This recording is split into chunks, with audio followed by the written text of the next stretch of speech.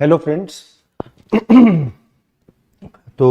होली के सेलिब्रेशंस के बाद हम दोबारा रिज्यूम कर रहे हैं मॉडर्न हिस्ट्री के लेक्चर्स अपने। तो इन लेक्चर में हमने जब इनिशियली दो क्लासेस की हैं उसके अंदर में डिक्लाइन ऑफ मुगल एडमिनिस्ट्रेशन और मुगल एम्पायर के बारे में हमने डिटेल में पढ़ा था। तो वो एक वाटरशेड इवेंट था, वहाँ से काफ़ी सारे इवेंट्स जो हैं आगे चलकर इंग्लिश ब्रिटिश एम्पायर के एस्टैब्लिशमेंट में एक रीज़न बने। तो थोड़ा हम समराइज कर लेते हैं कि हम लोगों ने पिछली क्लासेस में क्या किया था। तो डिक्लाइन ऑफ मुगल्स में हमने पढ़ा किस तरीके से after great Mughals, after Aurangzeb's death, किस तरीके से कुछ वीक सक्सेसर्स और नोबलमैन जो क्रुकेड थे और जिनके अपने कुछ अल्टीरियर मोटिव्स थे, उस कारण से मुगल एम्पायर का डिक्लाइन होता चला गया। और इसमें कई सारी रीजंस थे जो हमने डिटेल में पढ़े जब हम कॉजेस पढ़ रहे थे। एक बार आप रिवाइज कर लीजिएगा पुराने लेक्चर को। इसी दरमियान during these all events what happened कि डेक्कन साउथ में भी बहुत सारी चीजें हो रही थी। जैसे कि आपको ध्यान होगा कि जब हमने कॉजेज ऑफ डिक्लाइन पढ़ा था तो उसमें यूरोपियन एडवेंट को भी पढ़ा था, एडवेंट ऑफ यूरोपियंस को भी पढ़ा था कि वो एक मेजर फैक्टर थे later on decline of Mughals के। क्योंकि तब हमने ये देखा था कि 1803 में लिटरली जो सॉवरेन था वो एक पेंशनर बन गया था। ये एक टर्म मैंने उस टाइम पे बताया था आप लोगों को। तो ये नौबत कैसे आई, हम यहां तक कैसे पहुंचे, इसके लिए हमें southern India, down south, Deccan provinces और ये सब जो कि इनिशियली मुगल प्रोविंसेस ही थे, यहां पर किस तरह की कॉन्फ्लिक्ट चल रही थी among the major European powers, इसके बारे में जानना भी बहुत जरूरी है। ये सब रिलेटेड है। लेटर ऑन बंगाल में क्या हुआ, किस तरीके से वेरियस बैटल्स हुए जिसके अंदर की इंग्लिश विक्टोरियस हुए और उसके बाद एक प्रॉपर ब्रिटिश एम्पायर एस्टैब्लिश हुआ, पहले ईस्ट इंडिया कंपनी के द्वारा और बाद में गवर्नमेंट ऑफ इंग्लैंड द्वारा, द क्राउन ऑफ इंग्लैंड।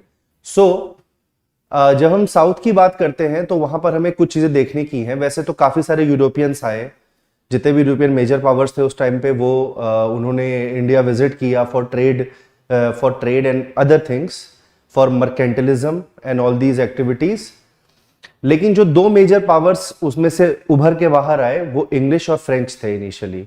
और ये तो हम लोगों से कोई खास छिपा हुआ नहीं है कि इसमें इंग्लिश विक्टोरियस रहे, लेकिन एक टाइम पर फ्रांस भी एक बहुत ही मेजर प्लेयर था इस कॉन्फ्लिक्ट में। तो किस तरीके से ये इंग्लिश और फ्रेंच पावर्स आपस में इन लोगों का स्ट्रगल हुआ, जिसके की एंड में ये डिसाइड हुआ कि okay, who is going to rule India in the coming years.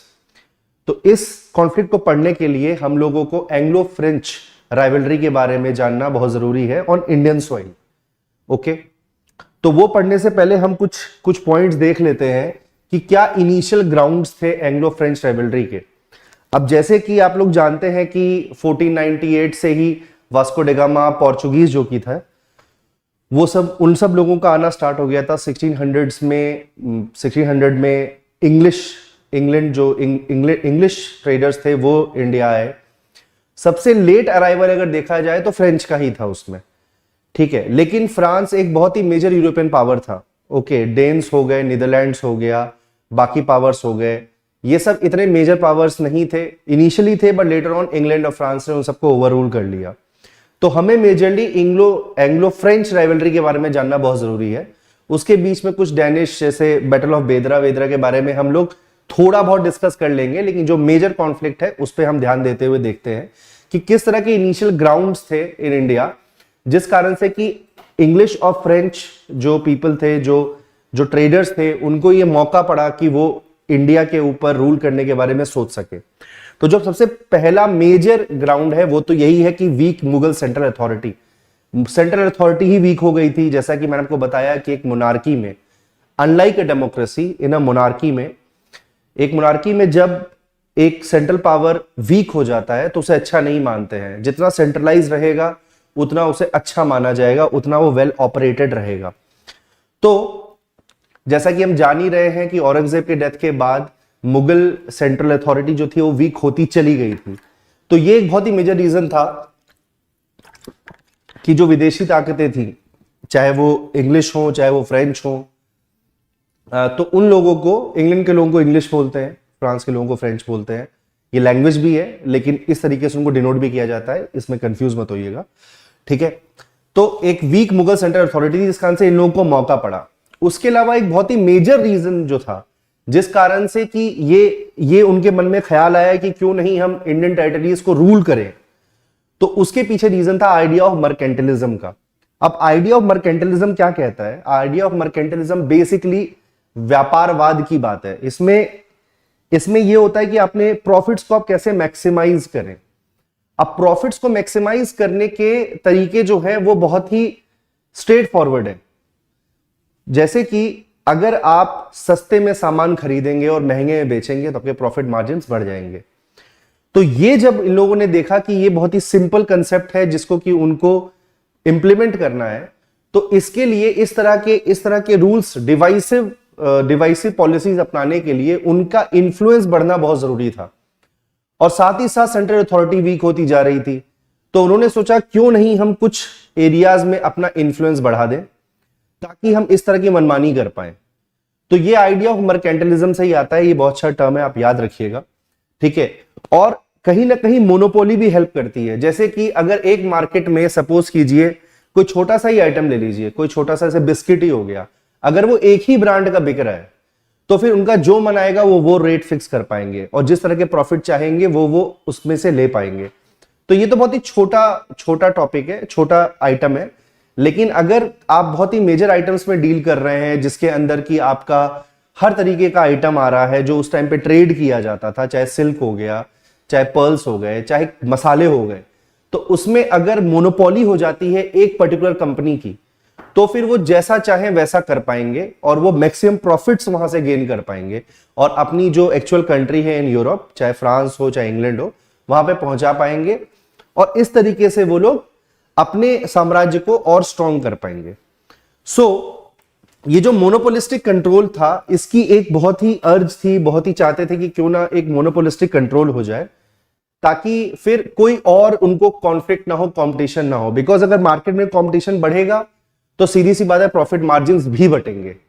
अगर एक की जगह दो प्लेयर्स रहेंगे मार्केट में जो कि बिस्किट बेच रहे हैं, तो फिर जो प्रॉफिट होगा, जो ग्रॉस प्रॉफिट होगा मार्केट का बिस्किट्स के या फिर किसी भी चीज के बेचने से जो प्रॉफिट होगा वो बटेगा उन दो कंपनीज में, चाहे 70-30% बटे, चाहे 50-50 बटे, चाहे 90-10 बटे, बट बटेगा जरूर। तो ये मोनोपोली की जो सोच थी, इस कारण से भी कॉन्फ्लिक्ट जो है उसको आग दी गई थी। इसके अलावा जो कि मैंने बताया ही, selling commodities dear and buying them cheap. यहां पे सेलिंग कमोडिटीज डियर का कहने का मतलब यह है कि कमोडिटी सस्ता खरीदा जाए, ठीक है ना, और बेचा जाए उसको महंगा, ठीक है। तो ये हो गया बेचा जाए इन इंडियन मार्केट, और वहीं पे जो अपने मार्केट में बेचा जाए तो सस्ता बेचा जाए और यहां पे महंगा बेचा जाए। इस तरीके से प्रॉफिट्स आप इंश्योर करते हो। तो यही करने के लिए ये चीजें हुई। इसके अलावा एक बहुत ही मेजर रीजन है कि यूरोप अपने आप में एक बैटल ग्राउंड था।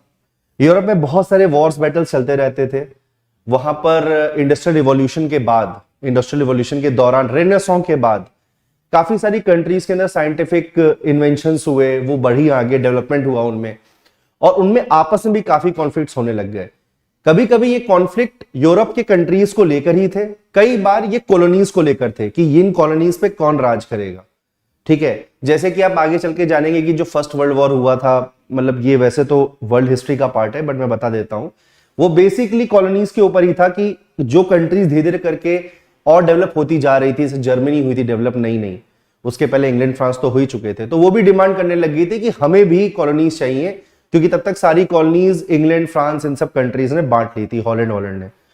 तो ये एक मेजर रीजन है कि चूंकि यूरोप अपने आप एक बैटल ग्राउंड बना हुआ था, तो वहां पर एक ऑस्ट्रियन वॉर ऑफ सक्सेशन हो रहा था, उससे ही वो कोइंसाइड करता है एक्चुअली में फर्स्ट कर्नाटिक वॉर से।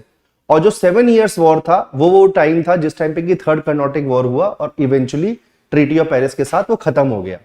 तो ये एक और इनिशियल ग्राउंड था। इनिशियल क्या है, इनिशियल एंड कंक्लूसिव दोनों यहां पे मैंने मेंशन कर दिया है, ताकि आप लोगों को एक होलिस्टिक वो व्यू रहे कि हम कहां से लेके किस पीरियड तक हम इस अब पर ही पढ़ने जा रहे हैं। इसके अलावा कुछ फ्रेंच सेटलमेंट्स थे। जब ये French companies, French trading companies या फिर English trading companies India I, तो इन लोगों ने अलग जगहों पे फैक्ट्रीज एस्टैब्लिश की और अपने सेटलमेंट्स बनाए जहां पर कि इनके लोग रहते थे, जो कि इनका ट्रेडिंग सेंटर था। जहां के लिए ये लोग ट्रेडिंग राइट्स मांग लिया करते थे, जो भी वहां का लोकल राजा हुआ करता था, या फिर मुगल एम्परर से, जब मुगल एम्परर स्ट्रांग थे। पिछली क्लासेस में हमने फारूक सियार की बात की थी कि उन्होंने दस्तक जो था वो उन्होंने टाइटल जो है वो उन्होंने दिया था for to the English people in Bengal for duty free trade and all these things in those regions. तो वैसे ही कुछ फैक्ट्रीज थी, तो उन फैक्ट्रीज के बारे में यहाँ मेंशन किया है। कई बार एग्जाम्स में ये पर्टिकुलर एस्टैब्लिशमेंट्स का नाम आ जाता है, ये पूछते हुए कि ओके इनमें से कौन सा इंग्लिश और फ्रेंच था। ठीक है, तो ये जानकारी बड़ी जरूरी है। तो ये जान लीजिए कि फ्रेंच सेटलमेंट्स का जो हेडक्वार्टर था वो पौंडीचेरी था। आपको आज भी पौंडीचेरी में बहुत सारे फ्रेंच एस्टैब्लिशमेंट्स दिख जाएंगे। ठीक है, मेजर जैसे नॉर्दर्न इंडिया में जाएंगे आप तो जो काफी सारे सरकारी ऑफिसेज हैं या फिर कोई मॉन्यूमेंट्स हैं वो इंग्लिश आर्किटेक्चर पे बने हुए हैं। लेकिन पौंडीचेरी हो गया, साउथ के कुछ प्लेसेस हो गए, वहां पर फ्रेंच इन्फ्लुएंस चूंकि रहा है पहले से, इससे वहां पर अभी भी काफी सारी बिल्डिंग्स ऐसी दिख जाती हैं। तो कुछ फ्रेंच सेटलमेंट्स है, जैसे पौंडीचेरी हो गया हेडक्वार्टर था, मसूलीपट्टनम, करैकल, माही, सूरत एंड चंद्रनागौर। चंद्रनागौर आपका ये अभी बंगाल के पास बंगाल में ही आता है। तो ये एक पर्टिकुलर पॉइंट है जो कि आपको, और उसके अलावा इंग्लिश सेटलमेंट्स ये आप जानते ही हैं, मद्रास, बॉम्बे एंड कैलकाटा। ओके, इनके बारे में डिटेल में हम फर्दर, जो इंग्लिश सेटलमेंट्स हैं उनके बारे में हम फर्दर आगे भी पढ़ेंगे आगे क्लासेस में। जब हम battle of Buxar, battle of Plassey discuss करेंगे तब हम डिटेल में पढ़ेंगे। ओके, तो मूविंग अहेड हम जाते हैं सबसे पहले फर्स्ट कर्नाटिक वॉर, जो कि 1746 से 48 के बीच में हुआ था। ठीक है, अब ये जानने से पहले आप लोगों का ये जानना बहुत जरूरी है कि इसका जो स्टार्टिंग था वो ये बेसिकली एक एक्सटेंशन था एंग्लो फ्रेंच वॉर का, यूरोप में जो हो रहा था, जिसको कि ऑस्ट्रियन वॉर ऑफ सक्सेशन कहते हैं। ऑस्ट्रिया एक कंट्री है यूरोप की, उसका जब सक्सेशन का वॉर हो रहा था तो उसमें दो पार्टीज थी, इंग्लैंड और फ्रांस। वो दोनों अलग अलग, उनके अलग अलग कैंडिडेट्स रहे होंगे, जिनके की उस पर्टिकुलर इशू को लेकर जो भी वॉर हो रहे थे उसका ही एक एक्सटेंशन था फर्स्ट कर्नाटिक वॉर।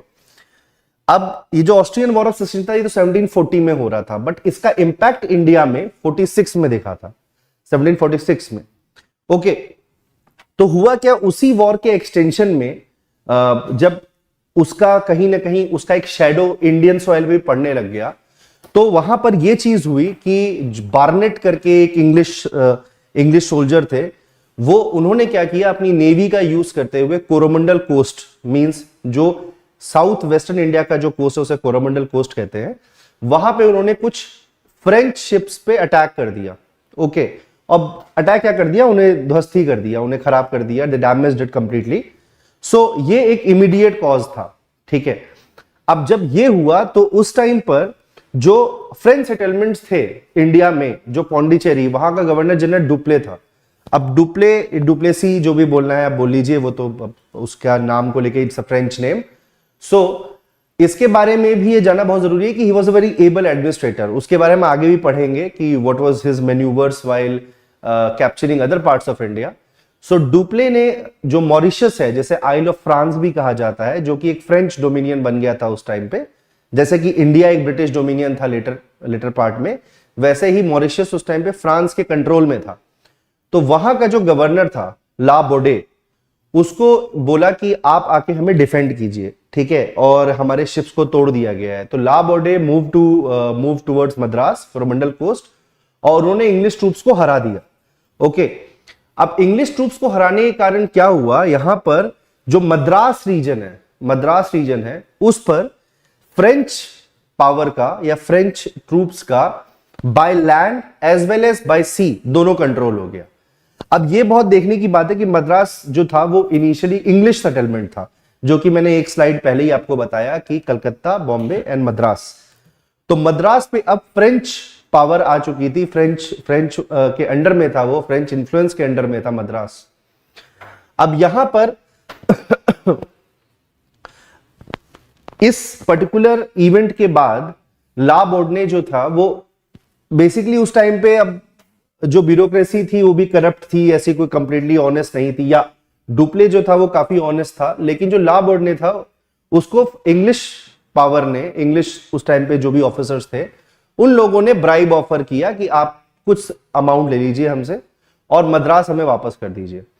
और डुप्ले इसके अगेंस्ट में था, बिकॉज मद्रास एक बहुत ही इंपॉर्टेंट पॉइंट था, और अगर वो फ्रांस के पास रहता, फ्रेंच पावर के पास रहता, फ्रेंच ऑफिसर्स के पास रहता, तो फ्रांस के लिए काफी इजी रहता आगे चलकर ब्रिटिशर्स को चैलेंज कर पाना और अच्छे तरीके से, और इवन ब्रिटिश को बाहर आउस्ट कर पाना, बाहर कर पाना, because Madras was the first place where English were able to settle there establishment and everything, and they had good control over those regions. Okay, Bengal तो बाद में they started they controlled later on.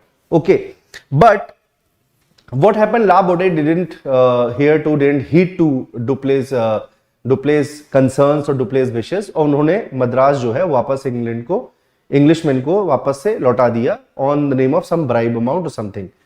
लेकिन इसके बाद Dupleix ने अपना खुद के इन्फ्लुएंस से मद्रास वापस छीन लिया इंग्लिश से, ठीक है ना, आफ्टर बैटल और समथिंग. ओके, नाउ अब इस जो फर्स्ट कर्नाटिक वॉर है, एंग्लो फ्रेंच कर्नाटिक वॉर है, इसके अंदर जो बहुत ही इंपॉर्टेंट पार्ट है वो बैटल ऑफ सेंट थोमे है. अब यहां पे एक और प्लेयर आगे आते हैं. एक और प्लेयर, क्या प्लेयर, तो यहां पे ब्रिटिश और फ्रेंच ही थे. जो मेन वहां के जो कर्नाटक के जो नवाब था अनवरुद्दीन, उन्होंने यूरोपियन उस टाइम पे डेक्कन में भी जैसे कि पिछले क्लासेस में हमने पढ़ा, निजाम उल मुल्क ने अपना वहां पे एक इंडिपेंडेंट टेरिटरी बना लिया था, वैसे ही कर्नाटक का जो रीजन है उसमें भी एक इंडिपेंडेंट रूलर जो है वो उस एरिया को रूल कर रहे थे. अनवरुद्दीन नाम था उनका, नवाब अनवरुद्दीन. और उन्होंने यूरोपियन ट्रूप्स को ये कहा था कि मद्रास और इन सब रीजन्स में, ठीक है आपने फैक्ट्री बनाई हुई है, कोई बात नहीं, वो सब अच्छी बात है, आप ट्रेड करते हैं, कोई दिक्कत नहीं है, ठीक है ना, आप परमिट लो, ट्रेड करो, लेकिन इन सब जगहों पे आपको लड़ाई करने की और यहां पे अपने एरिया ऑफ इन्फ्लुएंस को बढ़ाने की कोई जरूरत नहीं है. बिकॉज अगर आपने एरिया ऑफ इन्फ्लुएंस को बढ़ाएंगे तो कल को कहीं ना कहीं कर्नाटक जो इंडिपेंडेंट स्टेट है वो भी खतरे में आ सकता है. तो ये देखते हुए अनवरुद्दीन ने एक चेतावनी दी थी, एक काइंड ऑफ वार्निंग दी थी यूरोपियन सेटलमेंट्स को, यूरोपियन पावर्स को इन इंडिया में, चाहे वो ब्रिटिश हो चाहे वो फ्रेंच हो, उन्होंने दोनों को ही दी थी कि यहां पे आप अपनी जो भी आपके इश्यूज हैं जो यूरोप में चल रहे हैं उनको एक्सटेंड मत करो, और यहां पे ट्रेड करने आए हो शांति से ट्रेड करो. लेकिन ऑफ कोर्स वो नहीं माने, और मद्रास जो है वो इवेंचुअली डुप्ले ने अपने अंडर में कर लिया. लेकिन कहीं ना कहीं एक खतरा देखते हुए डुप्ले ने कि अनवरुद्दीन कहीं जिस टाइम पे वो इंग्लिश ट्रूप से लड़ रहे हो कहीं अटैक ना कर दे उन पे, तो he'll have to either, he had this doubt ki he had this thought that it may happen that Anwaruddin will side with the English powers and will defeat him, or even they don't collaborate with each other, तब भी Dupleix को दो and पे लड़ाई लड़नी पड़ेगी. इस डर से डुप्ले ने उस टाइम पे अनवरुद्दीन को ये प्रॉमिस किया कि let me conquer Madras from the British and I will surrender it to you, मैं ये आपको दे दूंगा. लेकिन द मूवमेंट जब आफ्टर ला बोर्डने के देने के बाद to the British, to the English, Madras देने के बाद पहले तो जीता ला बोर्डने ने, उसके बाद उसने ब्राइब लेकर इंग्लिश को वापस से मद्रास किया, और फिर डुप्ले ने फिर से मद्रास जीता. इसके बावजूद भी अनवरुद्दीन को उन्होंने मद्रास वापस नहीं दिया. तो ये देखते हुए अनवरुद्दीन ने एक ट्रूप, एक बहुत ही लार्ज ट्रूप जो है वो अटैक के लिए भेजा ऑन सेंट थोमे, जो कि अडियार रिवर के बैंक पे पड़ता है. और वहां पे जो फ्रेंच यूरोपियन ट्रूप है उसकी एक स्ट्रगल हुई, उसकी एक बैटल हुई with the army of Anwaruddin. Okay, और यहां पर महफूज खान जो है, he was leading the French army and the Anwaruddin army, the Karnataka, the Nawab of Karnataka army, and captain paradise was leading the French settlement. अब यहां पे एक समझने की बात बहुत जरूरी है, जो फ्रेंच ट्रूप था वो बहुत छोटा था. ओके, बहुत ही कम लोग थे उसके अंदर. कंपैरेटिवली जो अनवरुद्दीन की आर्मी थी, जो महफूज खान के अंडर में अटैक करने गई थी, वो बहुत बड़ी थी, ऑलमोस्ट 10 टाइम्स फोल्ड, वो इतनी बड़ी थी. लेकिन स्टिल जो फ्रेंच आर्मी थी उसने जो अनवरुद्दीन की आर्मी थी, जो नवाब अनवरुद्दीन की कर्नाटक आर्मी थी, उसको बहुत ही अच्छे से हरा दिया. और इससे हमें एक आउटकम मिलता है कि जो यूरोपियन ट्रूप्स का डिसिप्लिन, यूरोपियन ट्रूप्स का जो वॉर को लेके जो एक्यूमेन है, इसका हमें कहीं ना कहीं ये दिखता है कि वो फार बेटर थे फ्रॉम द इंडियन ट्रूप्स। ठीक है, ये एक ऑब्जर्वेशन है वहां पर कि किस तरीके से यूरोपियन ट्रूप जो थे वो बहुत ही वेल इक्विप्ड थे, कम रिसोर्सेज के साथ भी with full efficiency and discipline they were able to defeat a very large army. Okay, so that is how Madras जो है वो फ्रेंच के पास ही रहा और अनवरुद्दीन उसको वापस से नहीं ले पाया। ओके, ये कंक्लूजन। इसके बाद फिर एक बहुत इंपॉर्टेंट चीज हुई, ट्रीटी ऑफ, अब जहां पे आप देखेंगे कि यहां पर end of the first battle of first Carnatic war या first Anglo French rivalry in first instance of Anglo French rivalry in India, the first Carnatic war, we find कि फ्रेंच कहीं ना कहीं इसके बाद विक्टोरियस निकल के आते हैं। लेकिन वहीं पर क्या होता है, जो ऑस्ट्रेलियन वॉर ऑफ सक्सेशन होता है यूरोप में, वो सेटल हो जाता है। उस ट्रीटी को ट्रीटी ऑफ एक्स ला शपैल भी कहते हैं, जो 1748 में साइन हुई थी। और इस ट्रीटी के अंतर्गत मद्रास जो है वो इंग्लिश को वापस दे दिया जाता है। लेकिन वापस देने के बावजूद भी ये बात तो एक श्योर थी ही कि कहीं ना कहीं फ्रेंच फोर्सेस जो हैं वो बाहर निकल कर आए इस पूरे कॉन्फ्लिक्ट से as a very strong army, a very strong contingent. Okay, Dupleix एक हीरो के तरीके से निकल कर आया क्योंकि उसने बैटल ऑफ सेंट थोमे में बड़ी ही एफिशिएंटली अनवरुद्दीन को हरा दिया था। ओके, तो यहां पे हमें ये ऑब्जर्वेशंस मिलते हैं और साथ ही साथ कहीं ना कहीं नेवल पावर का इंपॉर्टेंस भी समझ में आया, क्योंकि अगर आप देखेंगे तो जब इनिशियली इंग्लिश जो बर्नेट था, जो इंग्लिश नेवल ऑफिसर था जिसने कि फ्रेंच शिप्स को डिस्ट्रॉय कर दिया था, और उसके बाद उसका बदला ला बोर्डने ने अपनी नेवल फोर्स लेते हुए कोरोमंडल कोस्ट को अपने अंडर में कर लिया था। तो ये बताता है कि कहीं ना कहीं नेवी का बहुत इंपॉर्टेंट रोल है, और जिसकी नेवी स्ट्रांग है वो कहीं ना कहीं लैंड से और एज वेल सी से एज वेल एज लैंड पर अपनी हेल्प देते हुए काफी सारे रीजन्स को अपने अंडर में कर सकता है। तो नेवल पावर का एक तो वहां पे सिग्निफिकेंस समझ में आया, और उसके अलावा डुप्ले जो है एज ए हीरो बाहर निकल कर आया। अभी यहां पर डुप्ले का जो है बहुत ही अच्छा टाइम चल रहा है। जब हम सेकेंड कर्नाटिक वॉर की बात करेंगे तो हम ये देखेंगे कि अब कहीं ना कहीं डुप्ले जो है वो थोड़ा लालची हो गया था। लालची क्या कहेंगे, he thought कि this is the best time, the iron is hot, it's best time to strike it. So he proceeded with another thing. He thought कि क्यों नहीं अपने एरिया ऑफ इन्फ्लुएंस को और बढ़ाया जाए। जब अभी एवरीथिंग इज गोइंग फाइन और अनवरुद्दीन को उसने हरा दिया है, who was a major force in down south. Okay, Deccan था, कर्नाटिक था वहां पर, उसके अलावा तंजौर था, त्रावणकोर था, यही कुछ किंगडम्स थे साउथ में। उनमें से एक कर्नाटक को जब फ्रेंच फोर्सेस ने इतने अच्छे तरीके से हरा दिया था, ब्रूटली हरा दिया था, with the way in which they defeated the Indian contingent there on the name of Nawab Anwaruddin. So he thought, why not proceed to other places also, and why not influence the other Indian or native governments in India, so that his area of influence will increase. और साथ ही साथ वो ये भी ensure कर सकता था कि जो इंग्लिश कंपटीशन है उसे कहीं ना कहीं एकदम सिर से कुचलने की सोच रखते हुए ही प्रोसीडेड विद इट। तो इस पर्टिकुलर केस में हमें यह दिखता है कि साउथ में बेसिकली, जैसे कि आपको बताया ही था मैंने कि जो सक्सेशन के रूल्स जो है वो ठीक से डिफाइंड नहीं थे। अब ये सारे के सारे जो इंडिपेंडेंट रूलर्स हैं, चाहे वो डेक्कन में हो चाहे कर्नाटक में हो, ये कहीं ना कहीं मुगल इन्फ्लुएंस से ही आते थे। अब मुगल इन्फ्लुएंस का तो आपको मैंने बताया ही था कि प्रॉपर लॉ ऑफ सक्सेशन था नहीं। इस कारण से हमेशा सपोज कीजिए कि एक पर्टिकुलर नवाब की डेथ होती है, उसका बेटा बनता है और उसका दूसरे बेटे का बेटा जो है, उसके कॉन्फ्लिक्ट्स रहते हैं। इस तरह के कॉन्फ्लिक्ट्स कई आप देखते रहेंगे। तो ये कॉन्फ्लिक्ट परपेचुअली चलता रहता था।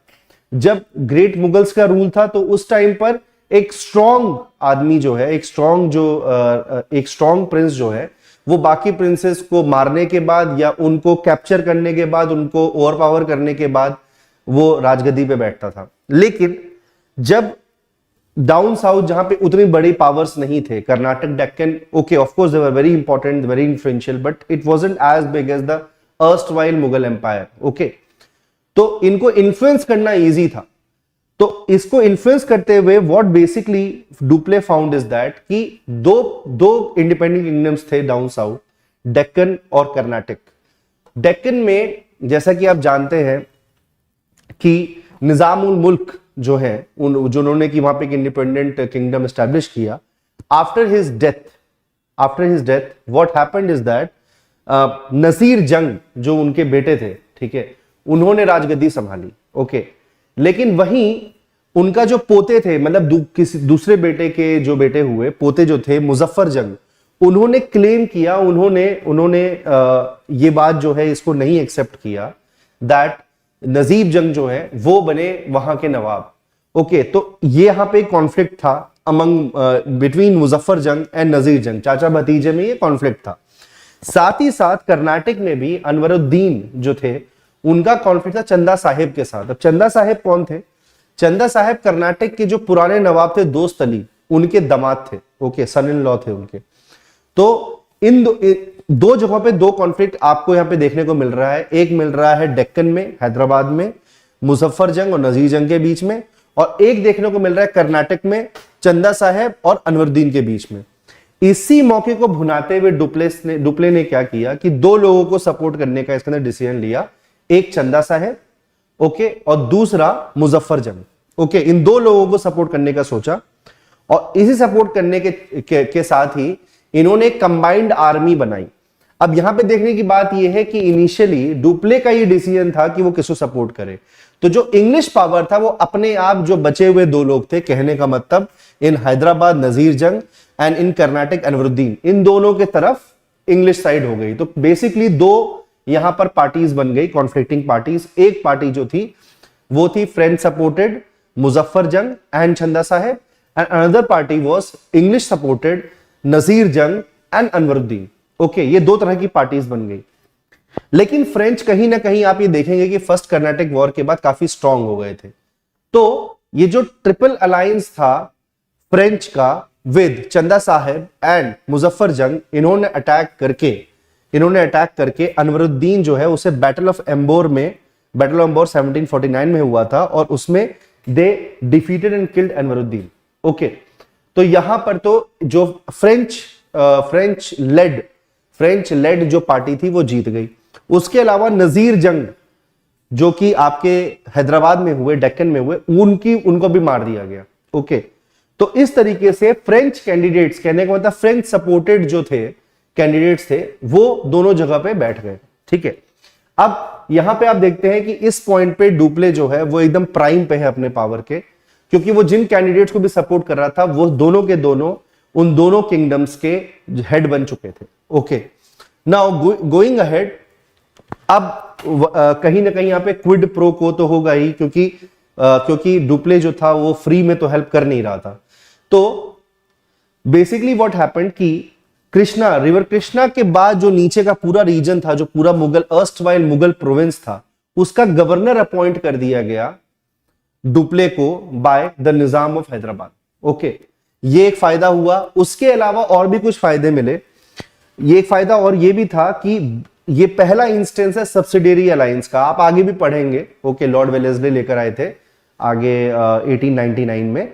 Okay, so you will read about it later also, I will explain it. But subsidiary alliance का बेसिकली मतलब ये होता है कि सपोज कीजिए कोई किंगडम है, उसमें कोई दूसरी यूरोपियन पावर जो है वो अपनी टुकड़ी रखती है, वहां पे ट्रूप्स अपनी एम्प्लॉय करती है, उनके एंड पे अगर कोई बैटल होता है तो दे फाइट हियर, बट वहां पे एक स्टैंडिंग आर्मी रखते हैं अपने।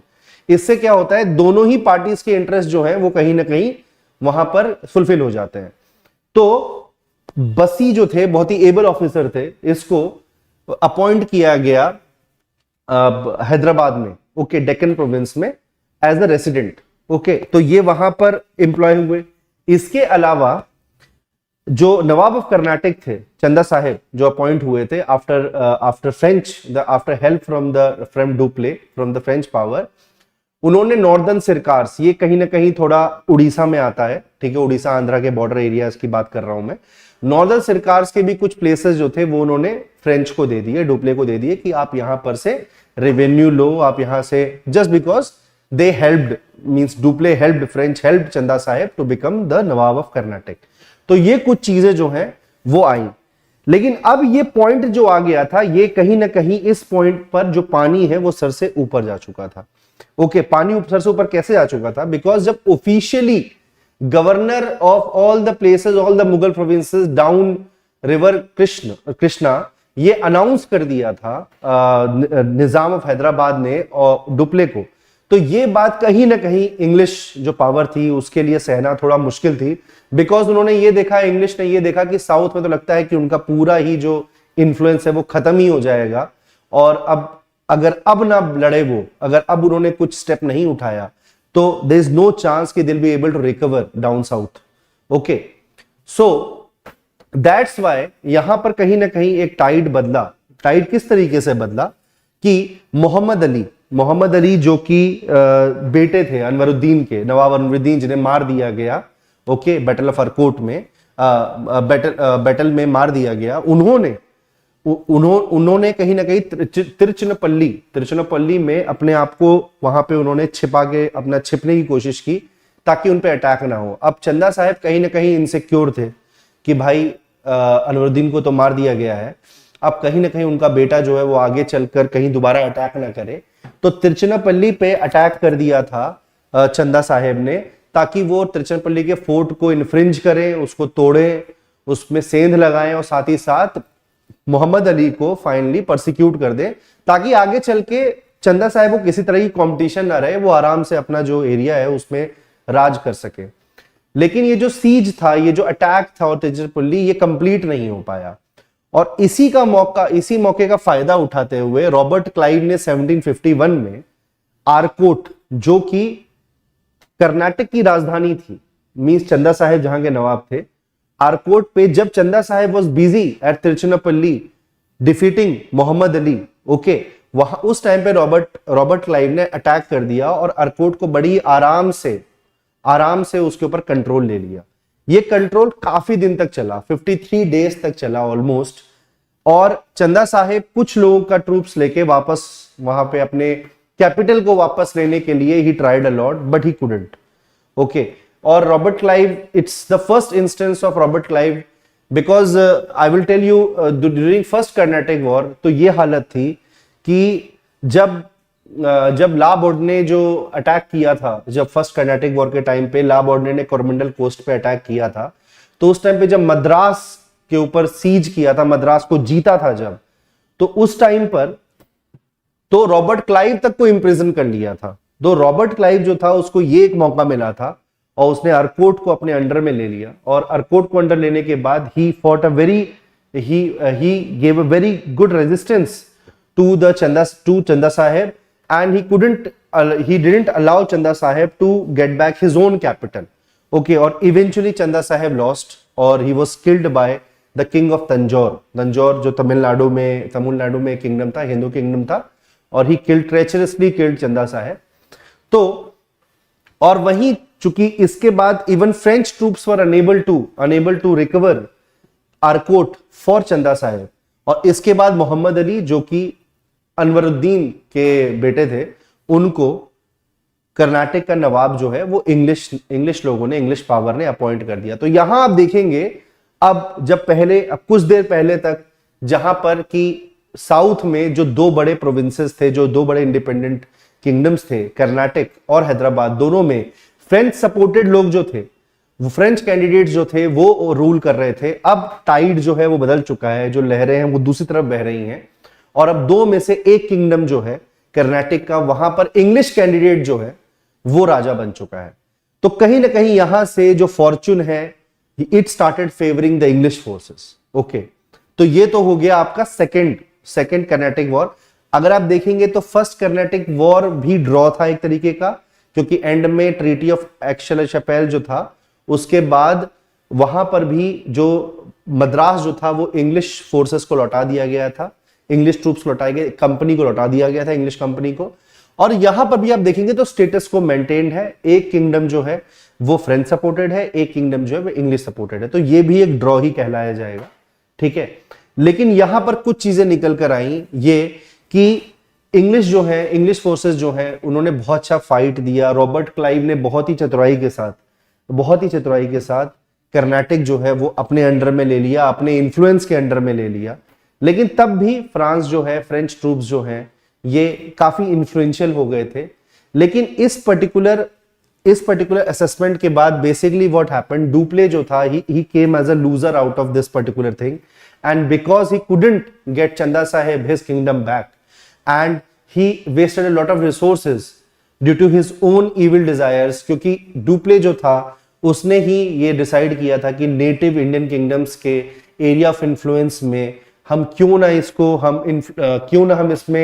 इसमें एक पार्टी बने, और क्यों नहीं हम इसको जो है एक इस तरीके से ट्रीट करें ताकि हम लोग इस पूरे रीजन के अब खुद ही हम कहीं ना कहीं एक राजा बन बैठे। तो इन पर्टिकुलर मिस एडवेंचर्स के कारण डुप्ले को फ्रेंच गवर्नमेंट ने वापस बुला लिया। Okay, and they appointed a new governor there. Okay, so now let's talk about the third Karnataka war. Now third Karnataka war जो है वो again like the first Karnataka war was an echo of the struggle in Europe between France and England। तो ये कहीं ना कहीं उसी का एक आउटकम था जो थर्ड था, और 7 years वॉर बोलते हैं यूरोप में, 7 साल तक एक वॉर चली थी इन यूरोप इटसेल्फ। तो ये उसी का कहीं ना कहीं एक शैडो था इसका।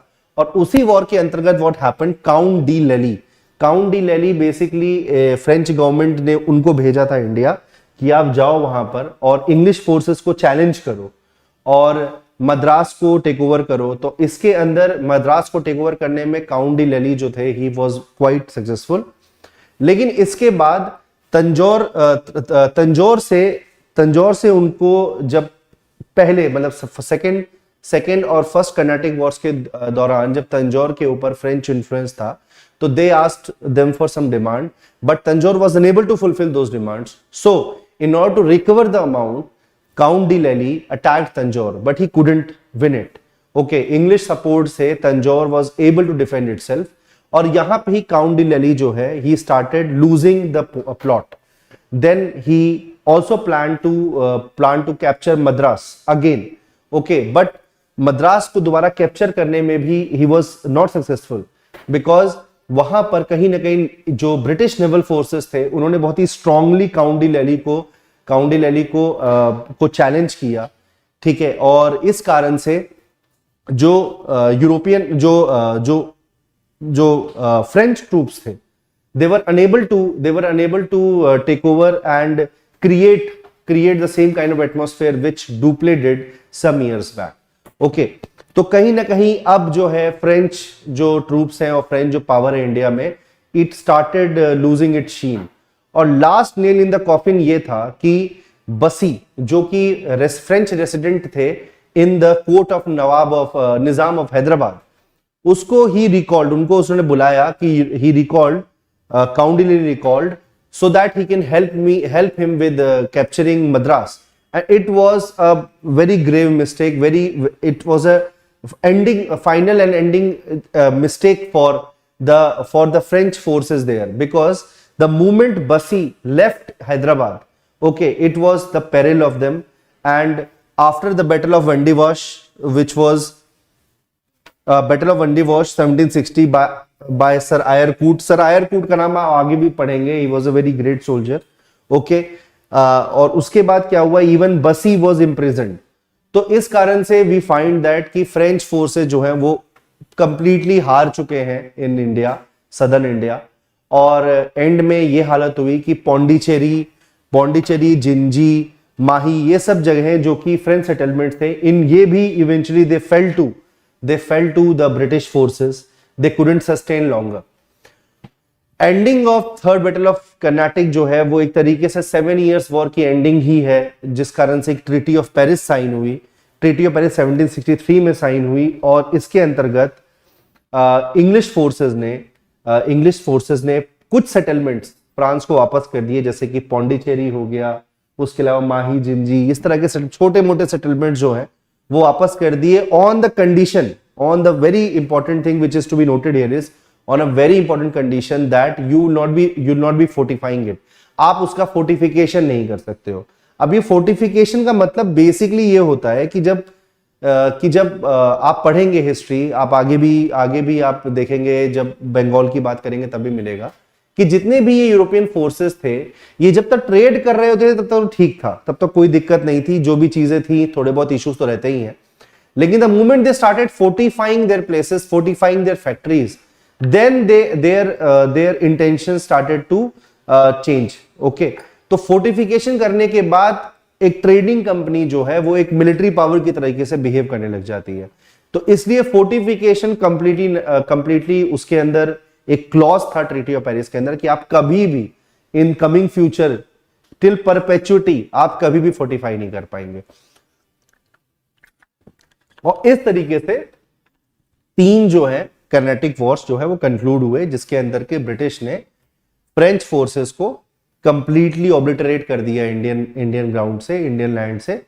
और इस तरीके से इंडिया में British forces remained the only European forces who could eventually rule over India. Okay, now हमने एक तरीके से तीनों कर्नेटिक वॉर्स को काफी डिटेल में देख लिया है कि वहां पर क्या हुआ। हमने ऑफिसर्स की भी बात की, हमने इंडियन नवाब्स, इंडियन निजाम्स उनकी भी बात की, अलग बैटल ऑफ सेंट थोमे की बात की हमने, और भी लड़ाइयों की बात की, सीज ऑफ आर्कोट की बात की। ठीक है, लेकिन अब समअप करते हुए हम जानेंगे what were the causes of French failure. ये बहुत इंपॉर्टेंट है बिकॉज इस तरह के क्वेश्चंस मेंस में आ सकते हैं आपको, तो इस पर थोड़ा ध्यान दीजिएगा बिकॉज ये आपको कहीं ना कहीं ये एक ओवरव्यू और होलिस्टिक व्यू देगा। कहीं ना कहीं डेट्स, ईयर्स उतना याद रखना इंपॉर्टेंट नहीं है, कॉन्टेक्स्ट लेते हुए पढ़ेंगे तो फिर ये इशू नहीं होगा डेट्स का। लेकिन ये समझते हुए कि कब 2 लोग कॉन्फ्लिक्ट में आ जाते हैं, कब किसके इंडिविजुअल प्रेफरेंसेस जो हैं वो जो है वो एक वॉर करवा देते हैं, इन चीजों पे आप ध्यान देंगे तो कोई इशू नहीं होगा। तो कॉजेज ऑफ फ्रेंच फेलियर देखते हैं। The first failure was French continental pre occupation. अब यहां पे जानना बड़ा जरूरी है हमको। देखिए, यहां पे जानना बहुत जरूरी इसलिए है कि ये एक आइडियोलॉजी में डिफरेंस दिखाता है फ्रेंच और ब्रिटिश फोर्सेस में। जो फ्रेंच लुई IV जो वहां के किंग थे, मोनार्क थे वहां के, ठीक है, उनका बड़ा ही एक्सपेंशनिस्ट एटीट्यूड था विद इन यूरोप इटसेल्फ। मतलब वो यूरोप के भी बहुत ही इंपॉर्टेंट सेंटर जितने भी रीजन्स हैं टिल इटली, टिल रिवर राइन, वो चाहते थे कि वहां तक फ्रेंच इन्फ्लुएंस रहे। ओके, और वहां तक एक्सटेंड हो जाए जो फ्रेंच इन्फ्लुएंस है और फ्रेंच गवर्नमेंट जो है वो वहां तक रहे। ये जो सोच थी फ्रेंच किंग की, फ्रेंच गवर्नमेंट की, ओके, ये सोच ने काफी कॉस्ट किया। और साथ ही साथ उनका ये भी मन था कि वो कॉलोनियल एक्विजिशंस भी करे। कहने का मतलब continental expansion and colonial acquisition, ये जो डुअल जो इनके एक्ट्स थे, डुअल जो एंडिवर्स थे, दे कॉस्टेड देम अ लॉट। वहीं पे जो ब्रिटिश थे, जो इंग्लिश थे, उन्होंने कभी कभी 1 इंच भी यूरोप के अंदर लेने का उन्होंने कभी भी प्लान नहीं किया। उनका टोटल एंड फाइनल फोकस जो था वो कॉलोनियल एक्विजिशन का था, वो भी ट्रेड के लिए। द मोमेंट इंग्लिश ट्रूप्स और English company, east India company saw that the trading activities are getting affected, then only they move for colonial expansion. Okay, इस पे एक differing views भी हो सकते हैं, लेकिन यहां पे कॉन्टेक्स्ट लेते हुए चलिए कि अभी मैं फ्रांस के रिस्पेक्ट में ये बात कर रहा हूं। ओके, तो within the English and France ideas, we find that the British stuck to the colonial acquisitions and the French stuck to continental expansion as well as colonial acquisition. Okay, इस कारण से जो फोकस है France का वो हमेशा ड्विंडल्ड रहा। ये फोकस लूज करने के कारण ही France had to bear a lot of losses, because जब आपका जो एफर्ट होता है वो कंसंट्रेटेड नहीं होता है तो उस टाइम पर आपका वो सक्सेस ना मिल पाने के चांसेस बढ़ जाते हैं। जितना आपका जो एफर्ट है वो फोकस्ड रहेगा, ये चाहे यूपीएससी की पढ़ाई की बात हो, चाहे लाइफ में किसी भी चीज की बात हो, तो ये आप इसमें ये चीज आप देखेंगे, you will be able to find it that you will have to be focused to achieve a particular goal. So that's why the French continental preoccupation, continental expansion and colonial acquisition, this costed French troops a lot in India itself, India also. The second very important factor was different system of government in both the countries. अब यहाँ पे बहुत जरूरी है आप लोगों के लिए देखना कि जो ब्रिटिश और फ्रेंच गवर्नमेंट्स उनका नेचर ही डिफरेंट था. France was a despotic monarchy, okay, और जो इंग्लैंड था वो एक इंटेलेक्चुअल ओलिगार्की था. अभी इंटेलेक्चुअल ओलिगार्की का क्या मतलब हुआ? इंटेलेक्चुअल ओलिगार्की का मतलब ये हुआ कि इंग्लैंड के अंदर कहीं ना कहीं जो किंग का इन्फ्लुएंस था, जो सॉवरेन का इन्फ्लुएंस था, वो कम होता जा रहा था। और जो आज प्रेजेंट टाइम पे, एज यू ऑल नो, जो इंग्लैंड जो अभी right now it's a crowned democracy, okay, it's not a republic, because in Republic the head of the state is not hereditary, okay, it is chosen by people. Like India's republic, we have internet elections for the president of India, who is the head of state. Unlike it in England, the head of state is crowned, okay. Right now it is King Charles, okay, who is the son of the earlier Queen Elizabeth, okay. सो वहां पे कहीं ना कहीं एक इस तरीके का hybrid system आ रहा था, जिसके अंदर की क्राउन डेमोक्रेसी की बात हो रही थी। तो वहां पर एक नया वेव चला था, और इंटेलेक्चुअल्स जो थे वो भी किस तरीके से राज करना है, किस तरीके से कॉलोनियल एक्सपेंशन करना है, इन सब बातों पे ध्यान दे रहे थे। तो इसमें you will find that there are two different set of governments. अब मैं बात करूंगा अगर मैं फ्रांस की, तो यू विल फाइंड दैट कि जो लुई फोर थे, जिन्हें काफी सक्सेस भी मिला, लेकिन तब भी उनकी जो पॉलिसीज थी, ओके, ग्रेट मोनार्क भी बोलते हैं उनको फ्रांस के लोग, उनकी जो पॉलिसीज थी within Europe as well as outside of Europe, उनके कारण ही had to that their exchequer had to bear a lot of pressure. वहां काफी तरीके के फंड्स के इश्यूज आने लग गए, कि काफी तरीकों के वहां पे ब्यूरोक्रेटिक इश्यूज आने लग गए। वहीं पे इंग्लैंड के अंदर जो पार्टी उस टाइम पे विप पार्टी बोलते हैं, वो जो कि इन सारी चेंजेस को बेसिकली एडमिनिस्ट्रेट कर रही थी, और एक कॉलोनियल एक्सपेंशन इन सब को लेकर जिसके की व्यूज बड़े ही पॉजिटिव थे, they were trying to involve more and more intellectuals in the discussion that how England should proceed in the countries in Asia और अफ्रीका और अमेरिका, ओके। तो ये जो दो डिफरेंट तरीके के गवर्नमेंट्स थे, इस कारण से भी कहीं ना कहीं it costed France. After Louis four, Louis five आ गए थे in France, who was like, उनका तो खैर कोई बात ही क्या करना, बिकॉज उनका ज्यादातर टाइम जो था वो अपनी रानियों के बीच, अपने हेयर ड्रेसर्स के बीच और इन सब चीजों में पढ़ा जाता था। मतलब जो पुराने, आप जैसे कि जब हम लेटर मुगल्स की बात करते हैं, चाहे मोहम्मद शाह रंगीला और इन सब लोगों की बात करते हैं, जो अय्याशी में ही इन्वॉल्व रहते थे, वैसा ही कुछ केस लुई फाइव का भी था। और अपने विम्स और फैंसीज पे उन्होंने जहां मर्जी वहां एक्सपेंशन किया, जहां मर्जी वहां अटैक किया। इस कारण से भी फ्रांस जो है वो वीक होता चला गया, और एक प्रॉपर पॉलिसी के अंतर्गत जो है वो पॉलिसी के अंतर्गत फ्रांस ने एक्सपेंशन नहीं किया। चाहे वो यूरोपियन एक्सपेंशन की बात करें, चाहे कॉलोनियल एक्सपेंशन की बात करें, दोनों ही जगह एक गलत तरीके की गवर्नेंस होने के कारण फ्रांस को काफी कॉस्ट किया ये चीज जो है, और दोनों फ्रंट्स पे वो हारने लग गए। Okay, now going to the next, difference in the organisation. अब डिफरेंस इन द ऑर्गेनाइजेशन का मतलब ये है कि जो फ्रेंच ईस्ट इंडिया कंपनी थी और जो इंग्लिश ईस्ट इंडिया कंपनी थी, उनके भी नेचर में बहुत डिफरेंस था। जो फ्रेंच ईस्ट इंडिया कंपनी थी वो एक स्टेट डिपार्टमेंट था, ओके। जैसे आज अगर आप देखिए आज से कंपेयर नहीं कर सकते, again we have a democracy और फ्रांस में मोनार्की थी, लेकिन स्टिल जैसे आज की बात करें तो कोई सरकारी डिपार्टमेंट जैसे होता है, वैसे ही फ्रेंच ईस्ट इंडिया कंपनी थी। अब प्रॉब्लम इसमें यह आ जाती थी कि जब वो एक सरकारी डिपार्टमेंट है, तो उसके अंदर जो मेजर स्टेक्स थे, मेजर शेयर होल्डर जो थे, वो तो राजा ही थे, ठीक है, चाहे लुई फोर हो चाहे लुई फाइव हो। और उसके अलावा कुछ शेयर होल्डर्स और थे जिन्हें रखा गया था कि वो कंपनी के बारे में, कंपनी के बोर्ड मीटिंग्स करेंगे और कंपनी किस तरीके से आगे बढ़े इस बारे में डिसाइड करेंगे। एंड फॉर लाइक 7-8 ईयर्स एक भी बोर्ड मीटिंग तक नहीं हुई, ठीक है। और चाहे वो बोर्ड मीटिंग करें ना करें, उन पर्टिकुलर शेयर होल्डर्स के ना जो डिविडेंड्स थे वो डिसाइडेड थे कि इतने तो डिविडेंड आपको मिलेंगे ही मिलेंगे।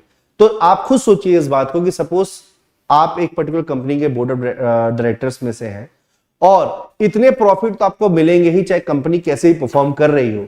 तो क्या आप खुद भी उस पर्टिकुलर कंपनी के अंदर इंटेलेक्चुअल लेवल पर और मेहनत करके लेवल पर क्या आप इन्वॉल्व हो पाएंगे? तो ये थोड़ा सा ऐसा होना थोड़ा मुश्किल है। इतने एल्ट्रुइस्टिक लोग, इतने आइडियलिस्टिक लोग नहीं होते हैं। तो on the name of fixed profits, a lot of people who were shareholders in the French East India Company, they didn't take any interest in the activities of French East India Company. Okay, और वहीं पे English east India company जो है वो एक independent commercial corporation था. Okay, अब मैं ये नहीं कहूंगा कि जो इंग्लिश गवर्नमेंट थी उसका इन्फ्लुएंस नहीं था, बिल्कुल इन्फ्लुएंस था, लेकिन डे टू डे वर्क पे जो इंग्लिश ईस्ट इंडिया कंपनी है उसमें सरकार का कोई हाथ नहीं था, डे टू डे वर्क में. ठीक है, उसके अलावा चूंकि वो एक कॉमर्शियल एंटिटी थी तो उनके जो बोर्ड ऑफ डायरेक्टर्स थे, ठीक है ना, वो काउंसिल ऑफ डायरेक्टर्स थे, ये सब लोग जो थे ये they were very much involve because they wanted to make maximum profit out of that particular company and they were really involve. And also the general public of because general public of England they were also interested in how well the English East India Company is doing in foreign lands. कहीं ना कहीं उससे patriotism की भावना भी जुड़ी हुई थी. ठीक है, बट फ्रांस के केस में ये चीज एग्जैक्ट उल्टी थी.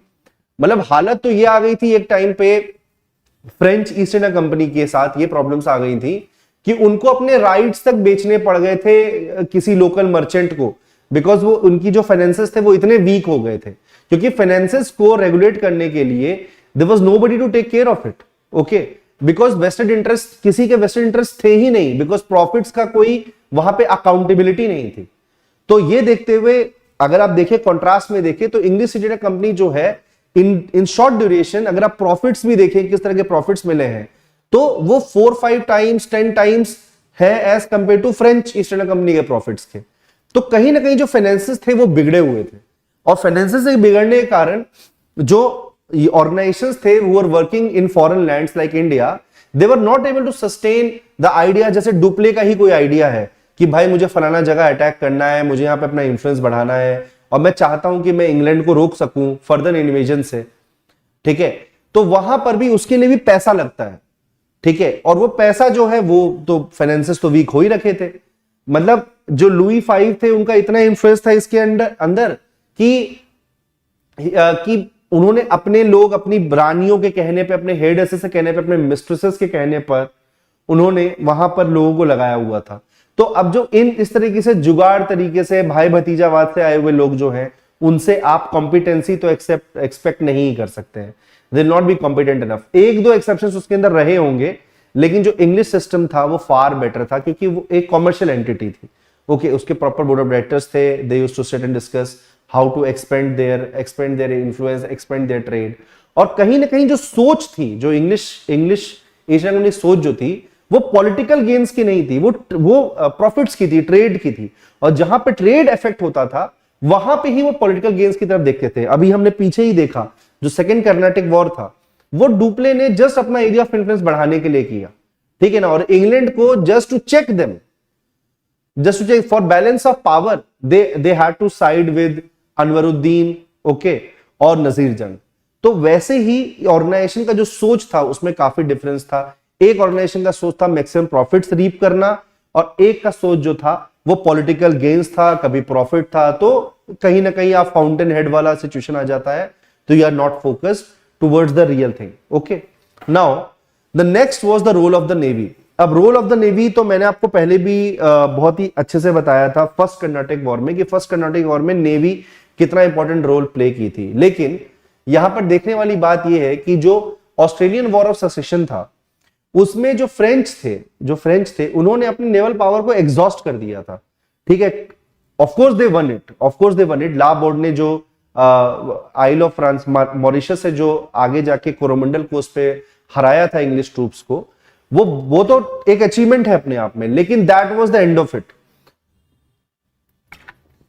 फ्रेंच नेवी इतनी एग्जॉस्टेड थी कि 7 इयर्स वॉर के टाइम पे जो उनके फ्रेंच नेवी के जो ऑफिसर थे वहां पे डिएक, he literally left the battle ground. वो वापस छोड़ के चले गए वहां से. ठीक है ना, तो ये हालत थी, ये नौबत थी. तो जो नेवी था उसका बहुत इंपॉर्टेंट रोल था, और जो इंग्लिश नेवी थी वो बहुत बहुत ज्यादा स्ट्रांग थी as compare to French navy. और इस कारण से और भी बहुत सारे फायदे थे, जैसे कि अब अगर अपनी नेवी स्ट्रांग रहेगी तो जैसे आपको ट्रूप्स मूव करने हैं या फिर आपको रसद सप्लाईज मूव करनी है, इन सारी चीजों के अंदर जिसकी नेवी स्ट्रांग रहेगी वो कहीं ना कहीं टॉपल कर जाएगा टू द पर्सन जिसकी नेवी स्ट्रांग नहीं है. ठीक है ना, आज के टाइम पे ये उतना अच्छे से नहीं दिखता है। आजकल लैंड फोर्सेस, एयर फोर्स और मॉडर्न टेक्नोलॉजी चेंज हो गई है, बहुत अलग तरीके की वॉर्स हो रही हैं, साइबर वॉरफेयर होता है। लेकिन उस टाइम पे नेवी का स्ट्रांग होना जो है वो एक डिसाइसिव फैक्टर हुआ करता था, जहां पर कि इंग्लिश जो है they were far better than French. Okay, the next point is impact of English success in Bengal. अब ये टॉपिक जो है ये हम नेक्स्ट क्लास में पढ़ेंगे कि किस तरीके से जो इंग्लिश फोर्सेज हैं उन्होंने बंगाल में अपना इन्फ्लुएंस बढ़ाया। लेकिन एक बात जानना आप लोगों के लिए बहुत जरूरी है कि देखिए बंगाल जो था वो गैंगेटिक वैली के वहां पे रिसोर्सेस थे, ठीक है।